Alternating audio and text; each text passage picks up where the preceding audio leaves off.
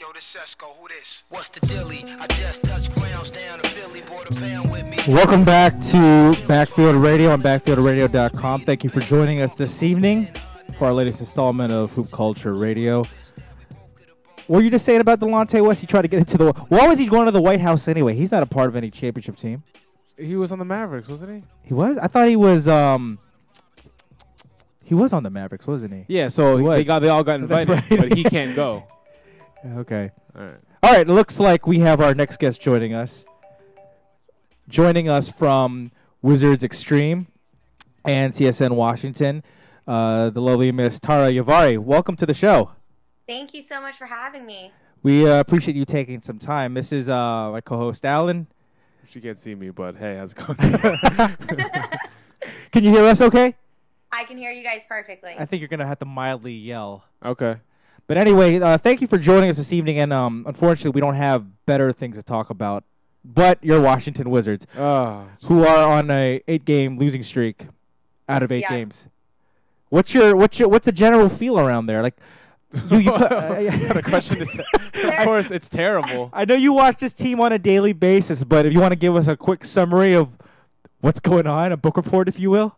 Well, sure. I mean, so this is my second season, with them, and it's kind of like I'm the kind of fan that, it's like I ride or die with them. And it's honestly really hard to be a Washington fan in general for all the sports here. I mean, as far as the Capitals, as far as the Redskins, and now with the Wizards, and losing 8 games in a row is absolutely unacceptable. And, on top of it, the one thing that all fans, and I think anybody who isn't even an NBA, fan in general, you can notice that the team itself doesn't trust each other.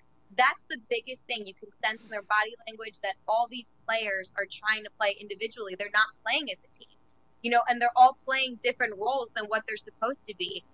John Wall is a point guard and he's trying to play like a shooting guard. And then they're missing all these, baskets, and it's resulting to our game loss. Like, for the Knicks, there shouldn't have been any reason why we lost that game. Within 0.5 seconds with, Melo getting that basket, Booker wasn't blocking him enough. So it's just, and I'm so sick and tired of hearing everyone say, well, we're just a young team.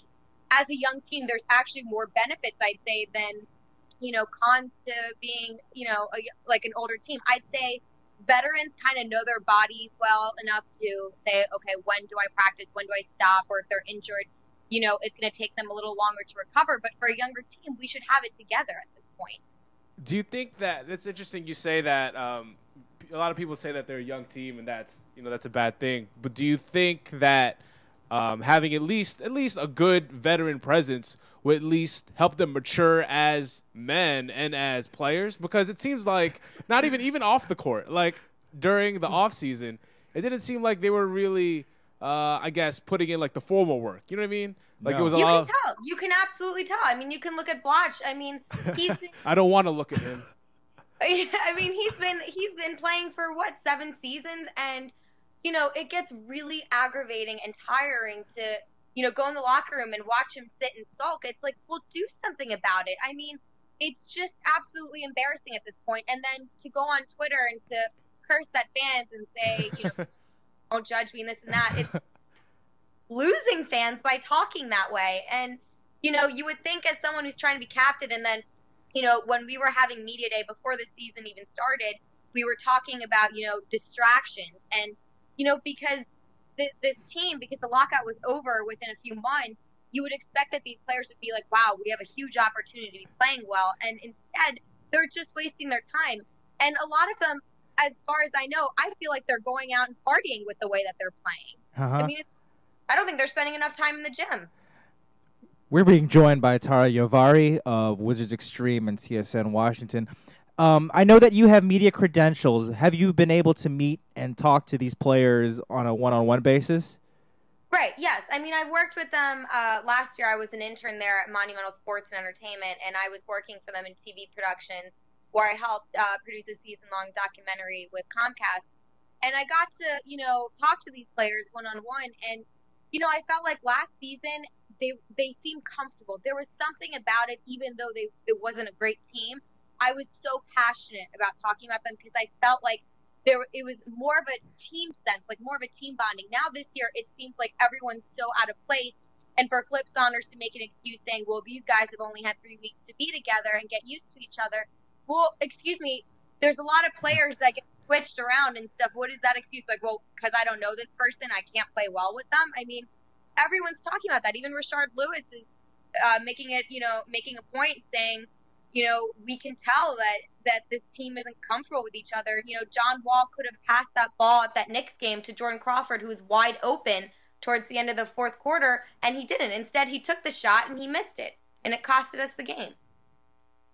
Do you think the lack of, obviously this is probably like an easy answer, but do you think the lack of leadership is going to continue to be like a venom that just continues to suck the life out of this team until like, I guess, a groundbreaking change is made in upper management? Or do you think this is just a doomed ship that's just supposed to slowly sink as the season progresses? I don't want to say that this is going to be a doomed ship. I think also, I really do believe at this point, what does baffle me is that Ted Leonsis, fires Bruce Boudreau while the Capitals are losing a few games, but then we've lost 8 games in a row, and this is something that should be taken seriously. I do believe that Flip Saunders should be let go. I think that I would even be happier to have Sam Cassell as the head coach as of now. Interesting. But Flip Saunders I don't think Flip Saunders is taking what he's doing seriously as a coach. I mean, look what happened with Roger Mason at that one game versus Milwaukee. You can tell he's not paying attention. It's like he's making the jokes too easy on himself at this point. It's like he's not focusing on the game. And I believe that, he's not taking enough responsibility for these actions. And, one thing that's so bothersome is that on Sunday he was trying to say, I want to find 5 players who have enough drive and heart to, start these games and play these better, play better. But why 5? Why stop at 5? Why don't you get 12 or 13 players who are ready to go? I mean, it doesn't make sense. And I feel like he's kind of making like nonchalant, wishy-washy excuses. But I do believe if we do get rid of him, I think it will be a better improvement for the team. But I'm also not going to put the whole blame on him. It's also the players, and each of them are making excuses. And, John Wall is trying to call them out and call them selfish. I mean, they're all being selfish. They're all being immature at this time. And, I mean, they're playing the way that they're playing. They're going to lose the fans. They're going to lose all their DC fans. Okay, I so don't think they're going to lose me because their floor seats are really cheap right now.